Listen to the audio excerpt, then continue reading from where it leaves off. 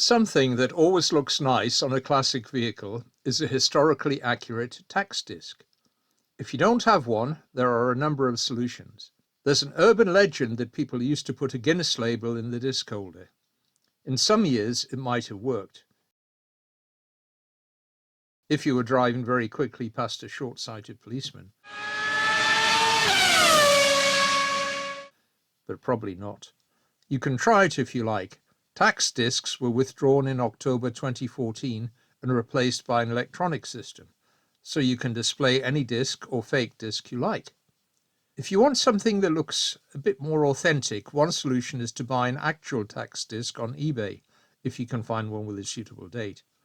Prices vary from reasonable to, let's say, optimistic. The prices of rarer original discs have been pushed up by demand from velologists, which is what tax disc collectors call themselves. It's a coin word based on vehicle excise license and ologist. If the details on an original disc were filled in by hand, they may have faded away, so you can write in your own details. Or you might not be bothered. Not many people at car shows check the tax disc against the number plate.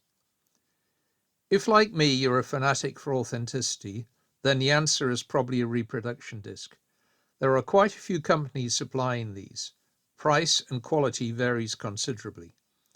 In this video, I'll be reviewing the main suppliers.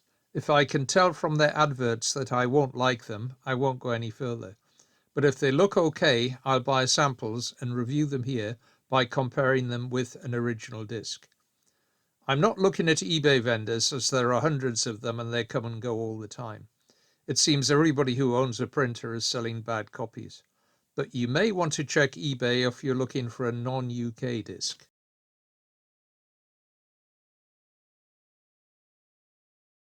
Our first supplier is Earlswood Vintage and Classic. There aren't many disc images on their website, but what's there does look okay. All the discs expire in December, so you can't choose an expiry month.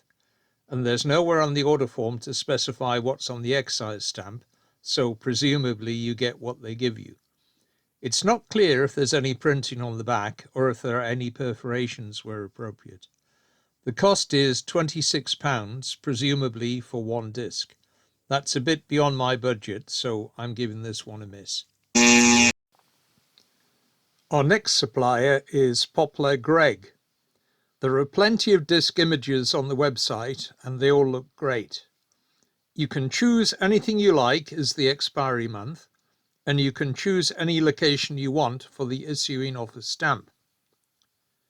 The discs are printed on the rear where appropriate, but they aren't perforated. The cost is £7 for 3 identical discs, plus an extra £4 if you want the issuing location customized. If your discs fade, get damaged, or even if they get lost, they'll be reprinted at no charge. And here's the good bit, the discs are sent on approval, so you don't pay anything until you actually get them. That sounds a pretty good deal to me, so we'll order a set for evaluation. Our next supplier is that venerable institution, the British Motor Museum. You can't choose the issuing office details, and they seem to get round that by giving everybody the same illegible stamp. The cost is £26, which is exactly the same as Earlswood Vintage and Classic. In fact, they use exactly the same images on their website.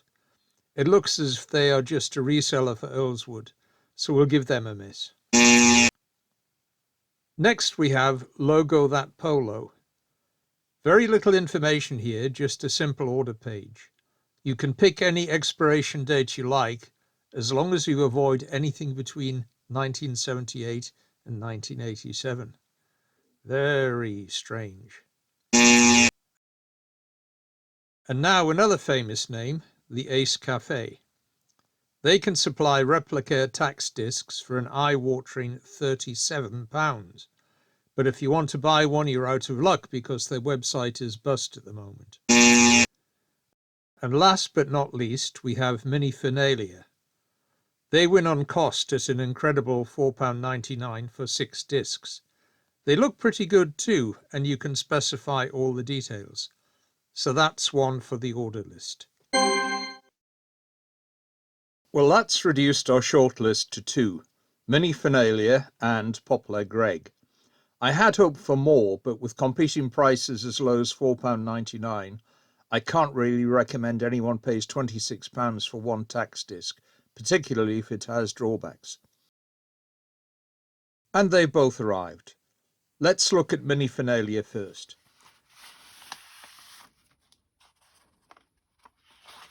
Well packed, and here are the 6 discs as promised. But immediately something looks odd. They look too big. Let's compare them with this original disc. And yes, they are too big. They are also printed on fairly heavy card, much thicker than an original disc. That may or may not be a big deal depending on what kind of disc holder you use. What's more of a concern is that the serial number is printed in the wrong font and it's very heavy. Same with the card details. I was expecting these to be handwritten, or at least in a script font. If we compare the illustration in the Minifinalia advert with the disc that was received, there really isn't much of a resemblance. There is printing on the selvage, which is the name for the area outside the perforations, but it's wrong, of course, as normally there would not be 2 discs on the same paper. There's no printing on the back and there are no perforations. Well, that's a bit disappointing. I honestly expected it to be better. Now we'll have a look at Poplar Greg.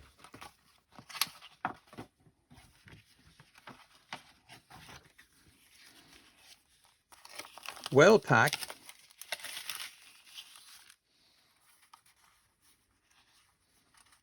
and 3 discs as promised. They look fine. The size is correct, the fonts are correct, and one is beautifully filled in by hand. The issuing of a stamp looks spot on. We can compare it with the stamp in the original logbook. There's no printing on the selvage, but that's not a big deal as that bit gets thrown away. The back is printed and it's correct. There are no perforations, but again, that's not a big deal. You can either cut it out, or if you're using a mount that shows the edge, you can have a go with the nail scissors, or you can do what I do and use a craft punch. I can't really fault these. I was hoping to list the top 3 suppliers, but the only one I can honestly recommend is Poplar Greg.